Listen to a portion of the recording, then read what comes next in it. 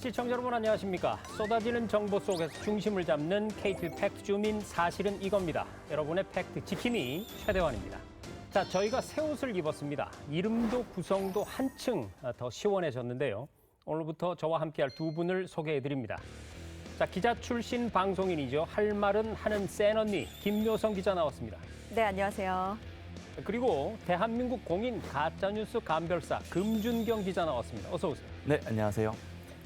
두 분 각오를 한번 들어보고 싶은데 우리 묘 기자님부터. 네, 요즘 정보도 뉴스도 굉장히 많이 쏟아지잖아요. 네. 시청자분들이 보시면서 이게 진짜 맞나? 헷갈리시는 부분들이 좀 많을 것 같은데 제가 좀 대신 묻고 대신 따져보면서 시원하게 짚어보도록 하겠습니다. 든든합니다. 우리 금 기자. 네, 저도 마찬가지로 요즘 워낙 많은 정보들이 쏟아지고 있어서 대신 공부를 하고 그 결과를 좀 쉽게 알려드리고 무엇보다 이게 너무 정치적으로나 사회적으로나 갈등을 부추기기보다는 좀 더 생산적으로 논의가 이루어지도록 노력을 해보겠습니다. 좋습니다. 두 분 매우 반갑고 오늘부터 맹활약을 부탁을 드립니다. 자, 그런데 제가 이 자료를 찾아보다 보니까 우리 김묘성 기자 같은 경우는 네. 본인이 가짜뉴스에 심각한 피해를 입은 적이 있다고요? 심각한 피해를 입었습니다. 저는 여러분 말이죠. 저는 이혼을 하지 않았습니다. 물론 요즘 세상에 이혼이 흠이라던가 뭐 이건 아니지만요. 네. 일단 결혼한 적도 없고 이혼한 적도 없는데 유튜브에서 보면 관련 검색어에 이혼설이라는 게 있고 관련 컨텐츠까지 만들어줬더라고요. 김묘성 이혼설. 네. 결혼한 적도 없는데. 그렇습니다. 학교 들어간 적도 없는데 퇴학당했다 이런 얘기 아니에요? 이런. 네. 네. 그렇군요. 그럼 그때 어떤 조치를 취하거나 하셨나요? 딱히 조치를 취할 방법이 없더라고요. 아. 그래서 답답했는데 아마도 관심에서 조금 벗어나니까 알아서 그 컨텐츠도 약간 사장되더라고요. 알겠습니다. 네. 전국의 미혼 남성 여러분, 김묘성 기자는 결혼한 적이 없습니다. 명심하시기 바랍니다. 자, 금준경 기자, 공인 팩트체크 네. 해결사신데 네. 사실은 이런 나조차도 속았다. 네. 그런 거 있을까요? 사실 요즘 저희가 뭐 궁금한 거나 일상적인 걸 AI한테 많이 물어보잖아요. 그렇죠. 근데 AI가 거짓말을 이거를 환각 현상이라고 잘합니다. 부르는데 거짓말을 네. 꽤 많이 해요. 그러니까 저만 해도 이제 얼마 전에 일본 여행을 갔는데 거기 한 관광지에 가려고 입장 시간을 알아봤어요. 아하. 근데 하절기에는 5시까지다라고 AI가 답을 해줘서 4시 10분에 갔죠. 이제 닫혀 있었던 거예요. 네. 35도의 더위 속에서 거기까지 갔는데 닫혀 있어서 이게 특히 요즘 AI를 너무 쓰니까 이런 문제들이 많아지는 것 같아서 경각심을 스스로 갖게 됐습니다. 그렇군요. 네. 팩트 감별사까지 깜짝같이 속이는 AI. 여러분 확인 또 확인이 답입니다. 네.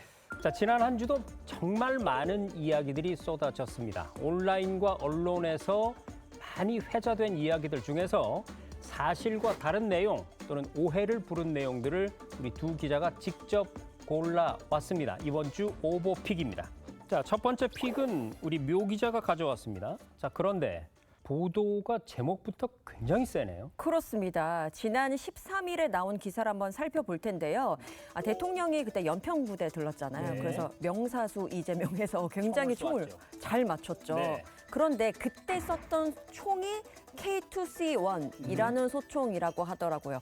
그런데 지금 기사를 보시면요. 정작 병사들은 41년 된 K2 소총, 그중 70%가 내구 연한 넘긴 걸 쓴다라는 보도가 나왔습니다. 그러니까 명사수 이재명을 만들기 위한 어떤 쇼잉, 장치로 이런 이벤트가 벌어졌다는 식의 기사들이 많이 쏟아졌죠. 대통령한테만 좋은 총을 줬다. 그러니까요. 저도 이 기사를 봤는데요. 네. 이게 신문에서는 일면 톱으로 들어갔거든요. 그렇죠.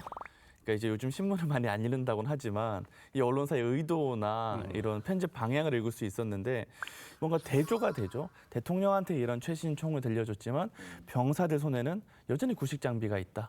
이게 본 적도 없다. 이런 표현이 있으니까 굉장히 제목에서 후킹이 많이 들어가는 그런 기사였던 것 같습니다. 근데 이게 보통 일이 아니라고 느껴진 게 바로 그 다음 날에 국방부가 입장을 냈거든요. 보통 해명 보도자료라든지 그렇죠. 뭐 이렇게 설명드립니다라는 완곡한 표현인데 보통은 이날은요. 명백한 왜곡이다라고 설명 자료를 냈어요. 평소보다 되게 톤이 강하게 나가는 것 같습니다. 그렇습니다. 저도 뭐 경험이 있습니다만 보통 정부 부처들이 해명 자료를 내게 되면 뭐 사실과 다른 면이 있다라든지 혹은 오해의 소지가 있다. 뭐 맞아요. 이 정도 표현을 쓰거든요. 그런데 명백한 왜곡이다. 이거는 굉장히 강한 내용이죠. 그렇습니다. 결정적인 이유가 있기 때문에 명백한 왜곡이다라고 표현을 한 것 같아요. 보면요. 그날 대통령이 쏜 K2C1 이 총은 연평부대 병사들이 일반 병사들이 매일 관리하고 훈련을 하고 있는 바로 그 총이라는 실제로 점입니다. 쓰고 있는 총이다. 똑같은 총을 대통령한테 쥐어드린 거다라는 건데요. 그런데 기사는 보셨던 것처럼 병사들이 본 적도 없는 총이다라고 명시를 해놨기 때문에 이렇게 명백한 왜곡이라고 자신감 있게 표현한 것 같습니다. 네. 그 기사에 대한 반박 기사가 또 나오기도 했었습니다. 지금 말씀 주셨던 이재명 대통령이 직접 SNS에 이거 사실이 다르다, 문제가 있는 보도다라는 식으로 이제 반박 입장을 직접 올리기도 했었습니다. 대한민국의 무슨 소총이 그 싸구려 옛날 소총인데 대통령 지원자 비싼 최신 소총 가지고 자랑하더라 뭐 이런 기사를 일면에 쓰는 그런 언론도 있더라고요. 지금 대한민국 국군 17만 명한테 지급돼 있는 거의 보편화된 총기인데.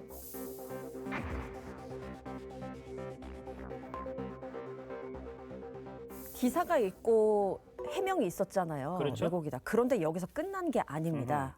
또 한 번 반박이 이어지는데요. 사흘 뒤인 16일입니다. 이 정도면 거의 전쟁에 버금간다고 봅니다. 공방이 계속 이어졌네요. 같은 신문사입니다. 네. 이번엔 칼럼으로 또 반박을 하거든요. 기자의 시각. 낡은 총보다 더 불안한 국방부라고 되어 있습니다. 해병대 수치를 국방부가 애초에 주지 않았다. 아하. 45만 병력 대부분이 K2C1을 못 만져봤다.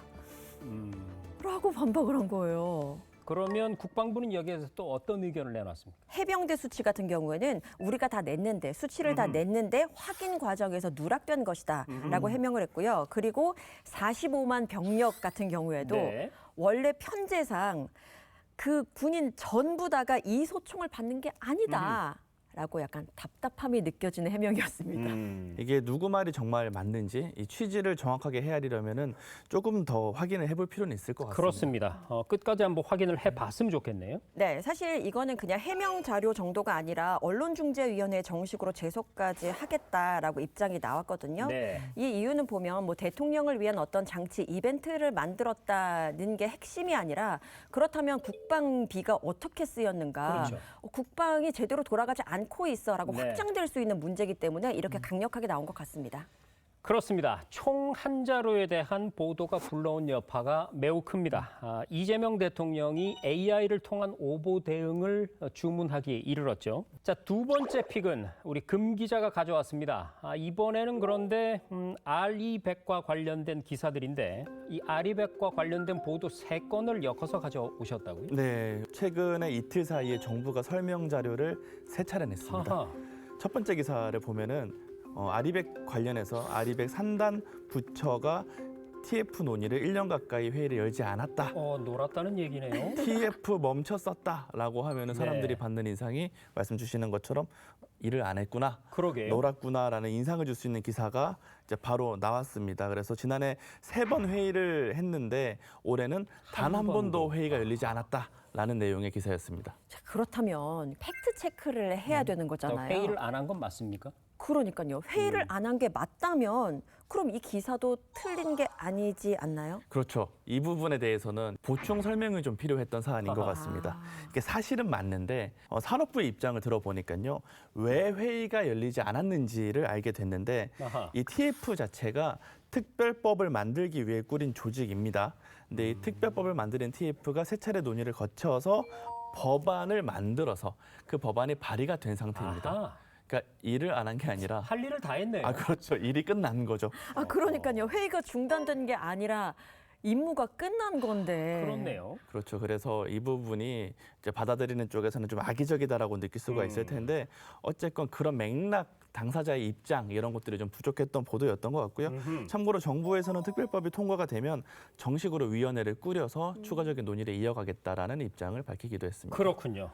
사실 이 TF라고 하면 태스크포스라고 해서 네. 뭐 우리말로 번역할 때 저는 뉴스를 전할 때 한시 전담반이라고 했었거든요. 한시 전담반. 그러니까 특정한 목적을 위해서 한시적으로 모여서 활동하는 조직을 말하는 겁니다. 네. 그런데 지금 이 보도는 사실은 맞는데 진실하고는 조금 거리가 있달까요? 그러니까 쉽게 말해서 올림픽을 합니다. 그래서 올림픽에 대비해서 올림픽 선수단을 꾸립니다. 네. 그런데 나중에 올림픽이 다 끝나고 1년쯤 지나서 올림픽 선수단이 훈련을 안 하고 논다. 이렇게 얘기하는 거랑 비슷한 상황이네요. 맞습니다. 명 MC십니다. 괜찮았습니다. 예, 최고입니다. 열심히 최고의 비유. 열심히 하겠습니다. 자, 그러면 두 번째 아리백 기사는 어떤 건가요? 네, 산업부가 아리백 3단에서 원자력을 에너지원으로 쓰지 않기로 내부적으로 확정했다. 심지어 제목에서도 원자력 빼기로라고 굉장히 단정적인 표현이 나와 있습니다. 그러게요. 확정이라는 표현도 눈에 쏙 들어오네요. 그런데 산업부는 아직까지 아무것도 확정되지 아하. 않았다라는 입장을 냈는데요. 이게 관련 법안이 아직 국회 심사 중이고 원자력을 포함할지 아닐지에 대해서는 앞으로도 논의를 해야 되는 사안이다. 아하. 그러니까 이게 법으로 처리해야 되는 부분이기 때문에 네. 이거를 정부에서 단정적으로 내부적으로 정하기는 좀 어렵다. 확정을 하고 싶어도 할 수가 없는 상황이네요. 그렇죠. 네. 그러니까 제외하기로 했다가 아니라 아직 결정되지 않았다는 건데 조금 기사가 섣부른 감이 그렇습니다. 있었네요. 그러니까 아마도 내부적으로 어느 정도 방향성을 잡은 부분은 있었겠죠. 근데 그렇다면 이 정책이 만들어지기 위해서 법안 통과가 필수적인 거라면 네. 단정적으로 쓰면 좀 안 됐던 부분인 것 그렇죠. 같습니다. 자, 마지막으로 세 번째 기사는요? 네, 이번 기사는 현대차그룹과 관련이 있는 기사인데요. 현대차그룹이 새만금에 9조 원을 투자하기로 했는데 네. 이게 아리백 특별법 때문에 난관에 봉착했다, 허허. 멈췄다 이런 취지의 기사입니다. 참 탈도 많고 말도 많은 아리백이네요. 네, 맞습니다. 네. 아 그러니까요. 이 특별법 때문에 투자를 못하게 되는 현상 온 거 아니야라고 오해를 할 수 있겠는데요. 그렇죠. 네, 근데 산업부 설명은 달랐습니다. 현대차의 투자 계획은 아리백 3단 지정 여부와 관계없이 이미 별도로 진행 중인 상황이기 아하. 때문에 특별법이 통과가 안 됐기 때문에 투자가 멈췄다, 늦어졌다라는 건 사실이 아니다라는 입장입니다. 네. 사실 이 기사 말미에도 보면 그런 내용이 다 담기긴 했더라고요. 맞아요. 현대차의 입장 다 있었고 2029년에 뭐 하는 거는 그대로 진행되는 거야라고 기사에 담겨 있었는데 이 헤드라인에서 제목을. 조금 그렇죠. 후킹이라고 하죠. 네. 그렇습니다. 그러고 보니까 오늘 세 기사들의 공통점이 좀 보이네요. 네, 맞습니다. 네. 이게 공통적으로 봤을 때 확정이 되지 않았는데 뭔가 확정된 것처럼 멈춘 게 아닌데 뭔가 멈춘 것처럼 전달이 됐는데 기사의 방향성을 좀 더 세게 잡는 과정에서 제목이 굉장히 좀 세게 잡히거나 네. 당사자들의 입장이나 맥락이 조금 빠진 경우인데 독자들은 보통 제목만 보고 넘어갈 그렇습니다. 때가 많거든요. 그래서 이렇게 단정적이거나 너무 확정적인 표현을 쓰면 이제 오해를 부를 수 있다. 이 점을 좀 염두에 둬야 될 것 같습니다. 그렇습니다. 단독이라는 타이틀을 달고 싶은 마음 이해하지만 그럴수록 더 철저하게 한 번 더 취재하고 확인했으면 좋겠습니다. 금 기자의 픽이었습니다.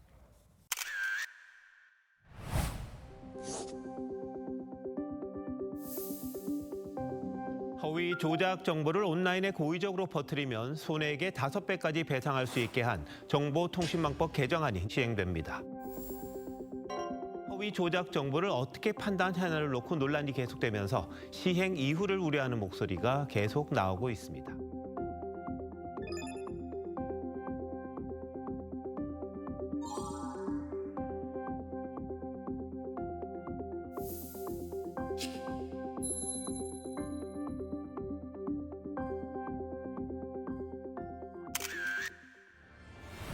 네, 이번 주 팩트 주민 이거 하나만 팝니다. 7월 7일부터 시행된 정보통신망법 개정안이 뜨거운 감자로 떠오르고 있습니다. 한국이 검열 국가가 됐다, 독재 국가가 됐다 이런 말까지 나오고 있는데요. 오늘은 법적인 부분까지 명확하게 짚어보기 위해서 한 분을 더 모셨습니다. 유한별 변호사 나왔습니다. 어서 오십시오. 네, 안녕하세요. 유한별 변호사입니다. 우리가 법조문만 놓고 보면 놓치는 부분들이 있죠. 그 부분 제가 명확하게 짚어드리겠습니다. 자, 우선 정부가 온라인 사전 검열을 한다. 이 얘기부터 한번 살펴볼까요? 묘 기자, 금 기자, 사실 확인 좀 해볼까요? 네, 일단 좀 이 배경을 살펴볼 필요가 있는 것 같아요. 네. 독재, 검열, 굉장히 무시무시한 단어잖아요. 그렇죠. 근데 우리들의 어르신 같은 경우에는 그런 경험이 있습니다. 생생합니다. 그렇습니다. 네. 그렇기 때문에 트라우마, 공포로 남아서 이런 걱정을 하시는 것 같고요. 그리고 잘 모르는 20, 30대, 뭐 10대까지 포함해서요. 젊은 친구들 같은 경우에는 오히려 이게 얼마나 무서운 건지 모르기 때문에 쉽게 접근을 하는 것 같아요. 그래서 질문하신 부분에 먼저 결론적으로 말씀을 드리면 사전에 검사한다, 검열한다. 그렇지 않습니다.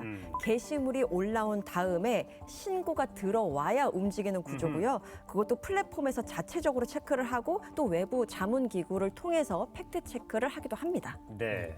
정서적인 부분도 있는 것 같아요. 그러니까 사람들이 느끼기에 왜 검열이라고 이걸 부르느냐라고 느낀다면 일단은 이 법이 좀 복잡합니다. 그래서 여러 제재 수단마다 조건이 다 달라요. 근데 이거를 많은 사람들이 그대로 막 해석을 구체적으로 하기보다는 정서적으로 받아들이기에 굉장히 많은 규제가 시행되고 있고 뭔가 과한 규제가 시행될 거라는 느낌이 들기 때문에 정부 차원에서 뭔가 하려는 거 아닌가 하는 정서적인 반발, 아하. 공포심 그런 맥락이 있는 것도 좀 짚어볼 필요가 있을 것 같습니다. 그렇군요. 그럼 그게 사실인지 아닌지 오늘 우리가 낱낱이 살펴보겠습니다. 우리 법 전문가인 변호사님 얘기 한번 들어볼까요? 네, 헌법상 검열의 개념부터 봐야 될 것 같아요. 네. 헌법상 검열이라고 하는 것은 사전에 국가가 표현물의 내용을 심사해서 발표 자체를 사전에 금지시키는 겁니다. 그런데 우리 개정법은 사후에 게시물을 신고 조치하는 것을 내용으로 하기 때문에 엄밀한 의미의 헌법상 검열에는 해당하지는 않죠. 그렇습니다.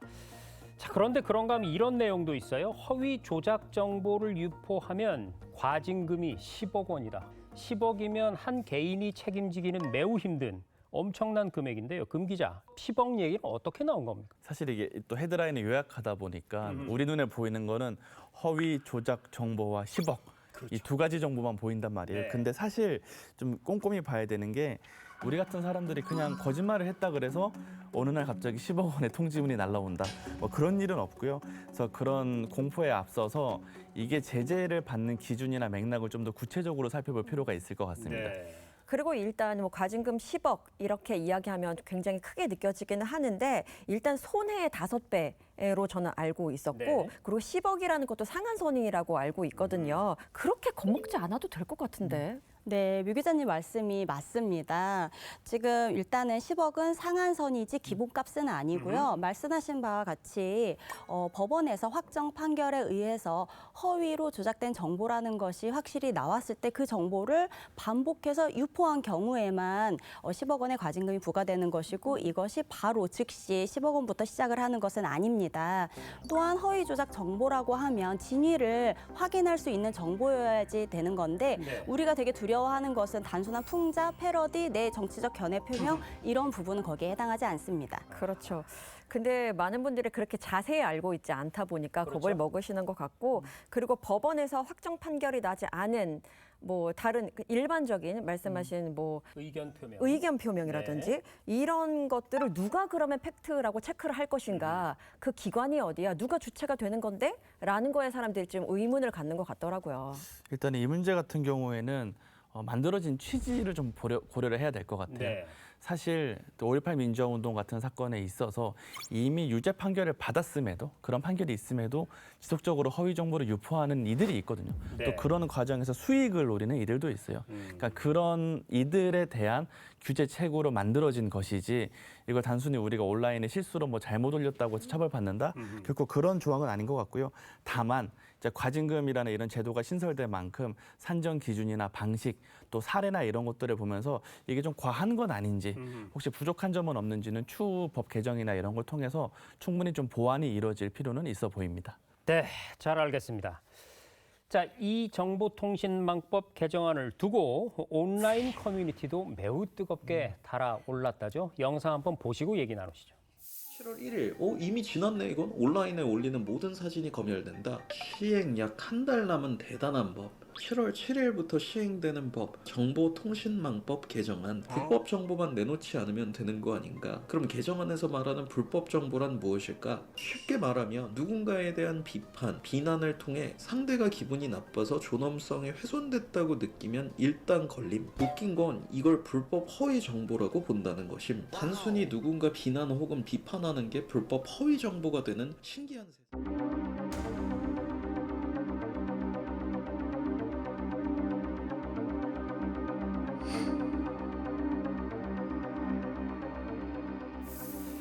자, 지금 보니까요, 온라인의 반응이 이 정보통신망법 개정안에 대해서 언뜻 봐도 이 공포에 가까운 심리가 느껴지거든요. 우리 묘 기자는 어떻게 보셨어요? 아, 저는 이거 걱정할 부분 아닌 것 같은데 너무 걱정하지 마세요라고 쉽게 얘기했던 것 같네요. 지금 이렇게 걱정의 양을 보니까 좀 방대하다는 생각이 들고요. 그냥 무시해서는 안 된다. 보니까 추천수를 많이 받았던 댓글 중에서요. 이거는 인터넷 기분 상해죄다. 아하. 기분 상하면 이거 다 모욕이네? 존엄성을 훼손한 거네? 라고 생각하시는 분들이 많은 것 같네요. 네, 일단은 영상에서 봤던 사례나 이런 것들은 이 법을 완전히 잘못 해석하거나 네. 좀 과잉 해석하고 있는 부분들은 상당한 것 같습니다. 이제 네. 다만 이게 왜 이렇게까지 사람들한테 이런 정보들이 많이 유포되고 있는 걸까를 곱씹어 보면은 기본적으로 표현물에 대한 규제가 만들어지는 것 자체가 뭔가 사회적인 분위기나 이런 데 좀 저항감이나 공포심이 있었던 것 같고요. 기본적으로 우리나라의 그 미디어 관련된 기구들이 정부 여당 추천위원들이 다수이고 야당 추천위원들은 소수입니다. 그래서 과징금을 매기는 방통이나 혹은 관련해서 일부 정보를 심의를 할 권한이 있는 방심위 같은 기구들은 뭔가 정치적으로 운영됐다는 기억이 다들 있기 때문에 지금은 그렇지 않더라도 나중에 가서는 좀 악용될 수 있지 않느냐 뭐 그런 부분에 대한 우려는 어느 정도는 할 필요는 있어 보입니다. 네. 네, 이게 또 법적으로 보면 방송미디어통신심의위원회의 삭제 의결 권한 자체는 새로이 생긴 것은 아니거든요. 근데 기존의 방송통신심의위원회의 권한이었는데 그대로 유지가 되는 것입니다. 다만 위원회 구성에 대한 정치적 편향성 논란은 지속되어 온 문제고 사실 이 부분에 대한 우려는 이해할 만하죠. 그러니까 뭐 정리를 해보자면 새로 생긴 위협이라는 것은 하나의 프레임이고 틀렸고 원래 있던 위협이 이번에는 더 정당성을 얻게 됐다라고 해석을 해도 될까요? 네, 그렇게 보시면 될 것 같습니다. 네.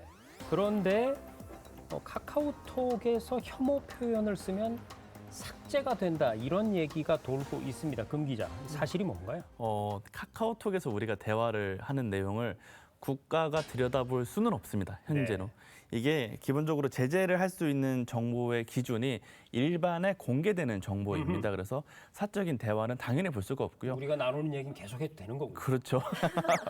대신에 온라인에 공표되는 올리는 글에 대해서 문제가 되는 건데 실제로 우리가 올리는 그 글 하나하나를 다 심의를 하거나 조정을 하거나 그럴 여력이 안 됩니다. 사회적으로 문제가 되는 혐오 표현이거나 차별 표현이거나 좀 사회를 혼란스럽게 만들거나 이제 그런 데 대해서 심의가 이루어지는데 물론 그것과 별개로 우리가 올리는 글 심지어 내 카톡 대화까지 훔쳐본다라는 거는 너무 사실이 아닌 정보가 그렇군요. 너무 많이 유포가 되고 있는 것 같습니다. 사실 내 가족 단톡방을 정부가 살펴본다. 이거는 영화화돼도 믿기 어려운 일이거든요. 네. 이걸 좀 많은 분들이 걱정을 하고 계신다는 거에 또 공포가 잠식한 거 아닌가라는 생각도 드네요. 어쨌든 지금 답변을 들으니까 급 안심이 되네요. 네. 네, 이 부분은 사실 법조문에도 명확하게 규정이 되어 있습니다. 우리 일반에 공개되는 정보이기 때문에 사적인 대화, 카카오톡 대화와 같은 것은 우리 헌법상 표현의 자유 또한 사생활 비밀의 자유에 의해서 보장되는 영역이기 때문에 그 부분에 대한 보호는 염려를 접어놓으셔도 될 것 같습니다. 네. 자, 그러다 보니 결국 얘기가 어디까지 갔냐면요. 정부 방침을 따르지 않으면 사이트가 폐쇄된다. 이럴 수가. 이럴 수가. 그리고 거기서 더 나아가서요. 인스타그램, 유튜브 이런 곳들이 한국에서 철수를 하게 될 거다. 이런 얘기까지 나오고 있습니다.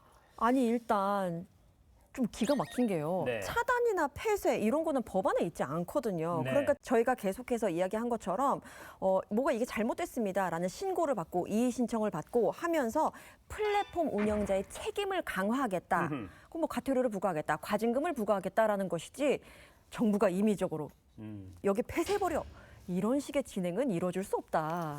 그렇죠. 근데 이 얘기가 어떻게 커졌는지를 보면은 네. 두 가지의 다른 사안이 섞여버린 거예요. 지금 도입된 법이 있고 이것과 별개로 우리가 굉장히 좀 혐오적인 걸 쏟아내는 일부 사이트에 대해서 폐쇄해야 된다는 사회적인 논의도 있었잖아요. 네. 그걸 반영한 법안이 하나가 나왔어요.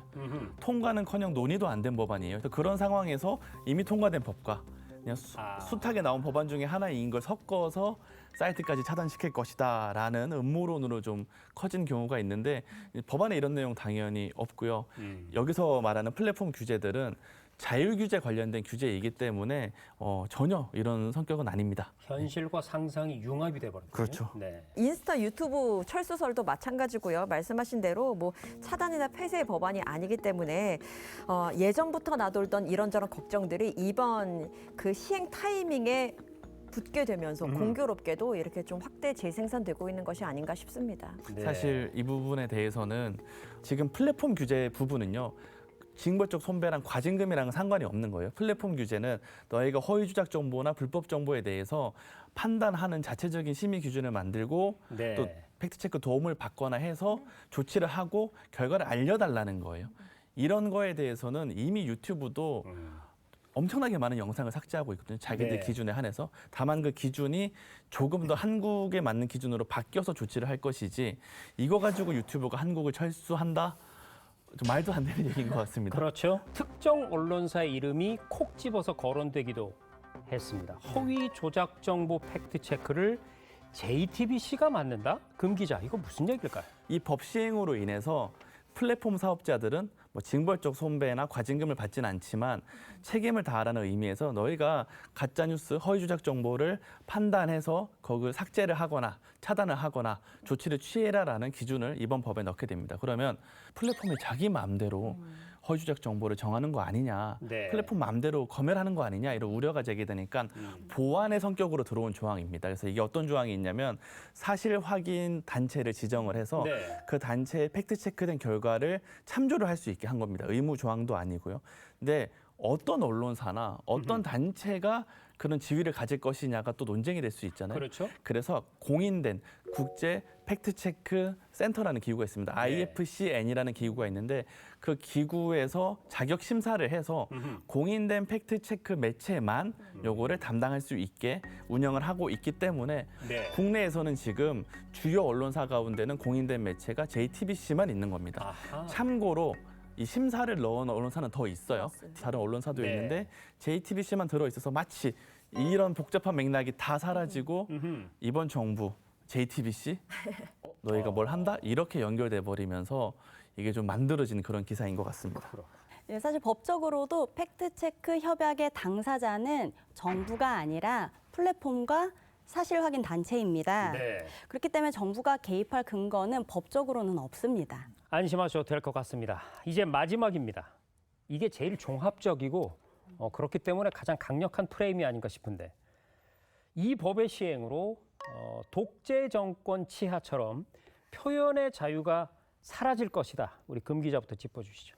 네, 표현의 자유를 놓고 봤을 때 독재 정권이라는 표현을 딱 박아서 이제 우리의 표현의 자유가 없어진다? 라고 할 건 아닌 것 같고요. 네. 그래서 과징금 산정 기준이나 징벌적 손배 기준이 좀 엄격하게 만들어지긴 했어요.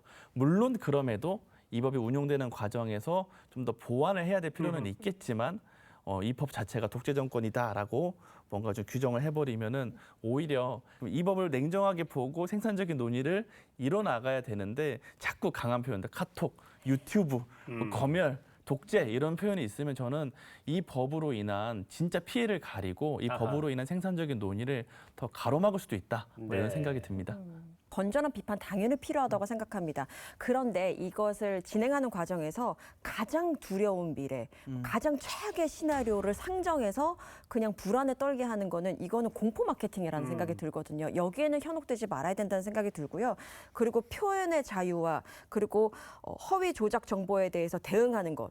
이 두 가지는 선택의 문제가 아니잖아요. 아하. 분명히 다 같이 갖고 가야 할 안건이기 때문에 과도한 비약은 자제하는 것이 필요하다 네, 생각합니다. 우리 유변님. 네, 법조문만 놓고 보면 독재법이라고 부를 근거는 약합니다. 왜냐하면 독재법이라고 부르기 위해서는 우리가 자의적 판단에 의해서 처벌을 해야 하는데요. 그렇죠. 우리 개정안을 보면 처벌 요건이 구체적으로 명시되어 있고 최종 판단도 법원이 하고 있습니다. 행정기관이 하는 게 아니에요. 다만 시행 초기이기 때문에 이 법이 과연 앞으로 어떻게 적용이 되고 어떻게 남용이 될지에 대해서 안심과 우려 둘 다 하기에는 이릅니다. 앞으로 쌓여가는 판례를 보면서 우리가 평가를 해야 할 것 같습니다.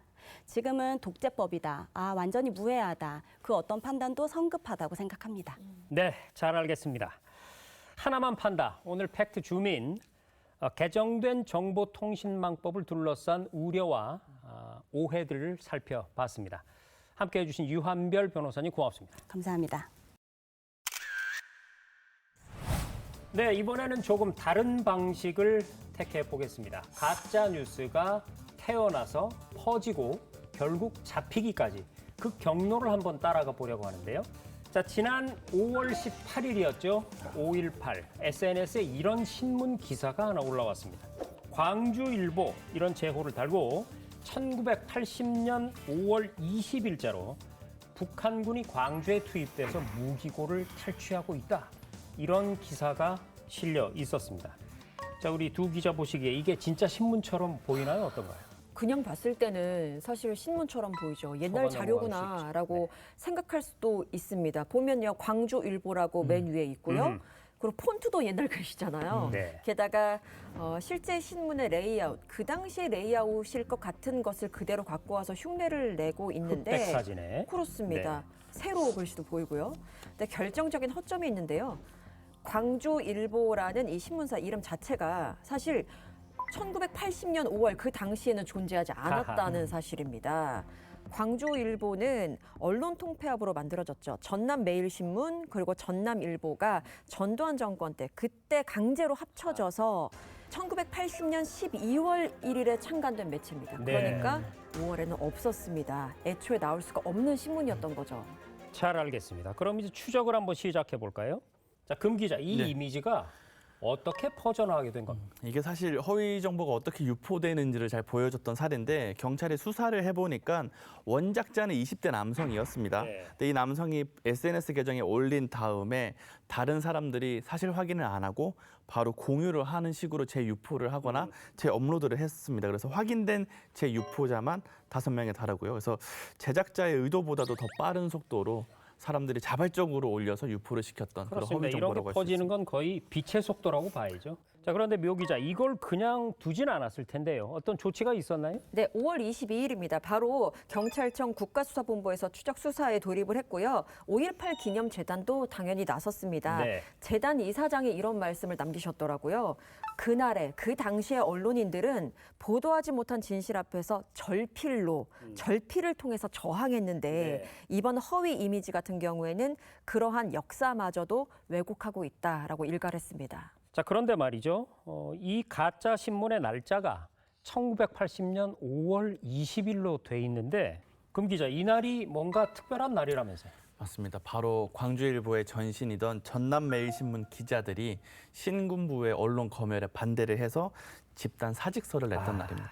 사실 이게 언론계에서는 아직까지도 회자되는 사직서인데요. 그 문구는 이렇습니다. 우리는 보았다. 사람이 개 끌리듯 끌려가 죽어가는 것을. 그러나 신문에는 단 한 줄도 싣지 못했다.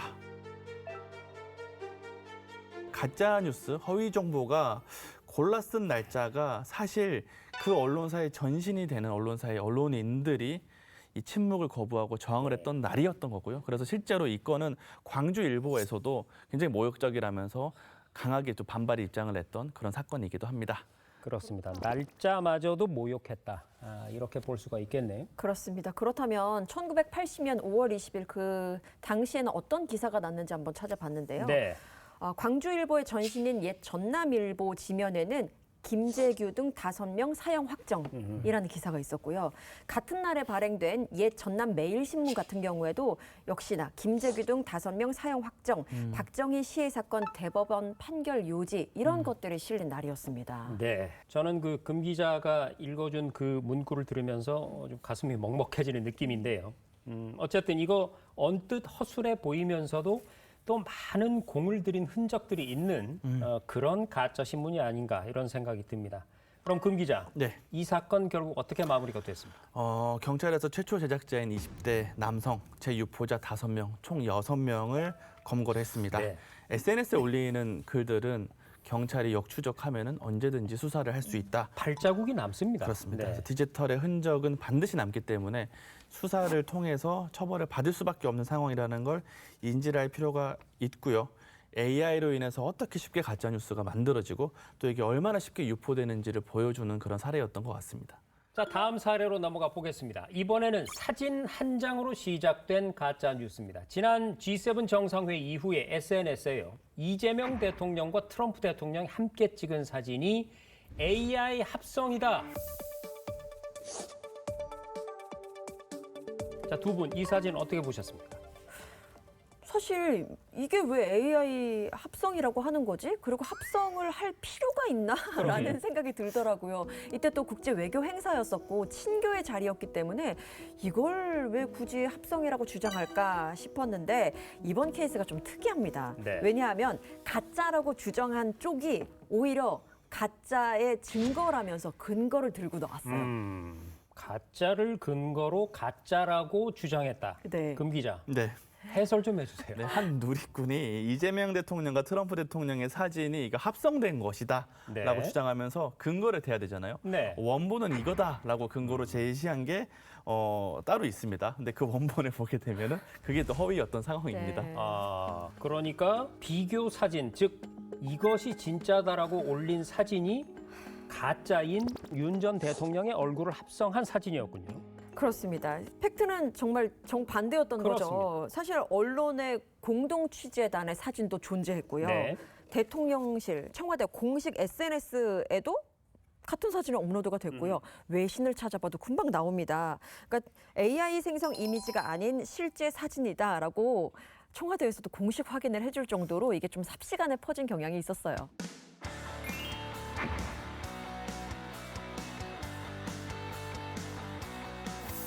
그렇게 되면 반전은 아무튼 비교 사진 그 원본으로 주장한 쪽이 가짜였고 가짜라고 주장한 쪽이 원본이었는데 AI 딥페이크 기술을 활용해서 이재명 대통령 얼굴을 윤석열 전 대통령으로 바꾼 것이고요. 그리고 디테일이 또 있습니다. 트럼프 대통령 앞에 콜라캔을 또 갖다 놨어요. 그래서 합성한 흔적까지도 발견되는 윤석열 전 대통령이 나온 쪽이 조작된 사진입니다. 그렇네요. 겉보기에는 매우 그럴듯해 보이지만 자세히 들여다보면 허점이 또 있었죠. 그렇습니다. 사실 시점부터가 틀렸다는 건데요. 윤 전 대통령이 2023년에 찍은 사진이다라고 주장을 했었거든요. 그런데 2023년에 미국 대통령은 누구인가? 바이든이었습니다. 그랬더니 또 이거에 대해 반박한 얘기도 있었어요. 그때 바이든 대통령 만난 거 아니었고 그때 당시에 그냥 트럼프랑 친교의 자리였었어 라고 또 반박을 하기도 하더라고요. 근데 이게 그냥 웃어 넘길 일이 아닌 게 이게 국내 커뮤니티에서 그냥 재미삼아 시작된 부분이 이 주장이 결국 미국 부정선거 음모론 계정까지 타고 들어가면서 좀 굉장히 확대된 측면이 있었습니다.